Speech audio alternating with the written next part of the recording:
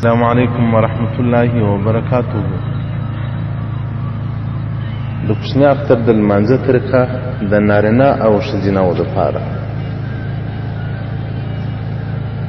نیت به د اختر د لمانځه وکړي. هر وخت چې امام ولمانځه ته ولاړ شي د لمانځه شروع کوي، نو تاسې به داسې نیت سره وکړئ چې نیت کوم د 2 رکعتو د کوچني اختر د لمانځه سره له 6 تکبیر و زوائدو خاص خدای تعالی را مخ مکې په لور د کعبې شریفې. الله اکبر. دا خو الله اکبر دا تکبیر تحریمه سوه، اول تکبیر سو. هغه بعد به امام او مقتدیان ثنا سبحانک اللهم ووایي.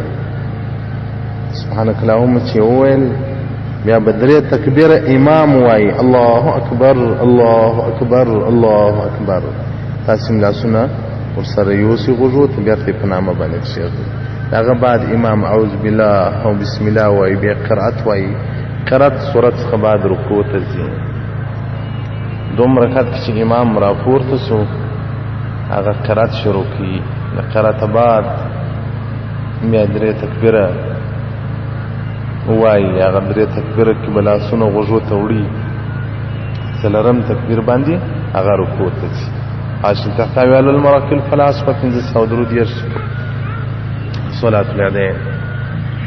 او هغه ورونه چې په خارج کې دي، حتی شافعه او یا د نور مذاهب والا 12 تکبیره وایي. دی به څه کوي؟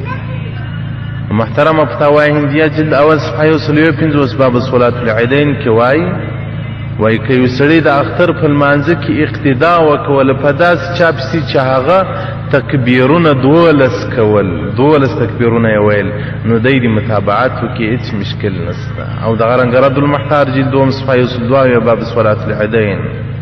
نو محترمه په مدینة المنوره او په مکة المکرمه او په نورو عربي هوادو کې چې هغه دی 12 تکبیره وایي، تاسې به وکړي متابعت وکړي، په دې کې څه مشکل نشته. الله دې ستاسو لمونځونه قبول کړي. الله جل جلاله دې موږ تاسو د دغه نیکمرغې ورځې او د دغه نیکمرغې میاشتې په برکت سره د الله جل جلاله حضور ته هغه پاک او د الله حضور ته سپین مخ باندې ورولي. والسلام علیکم ورحمة الله وبرکاته.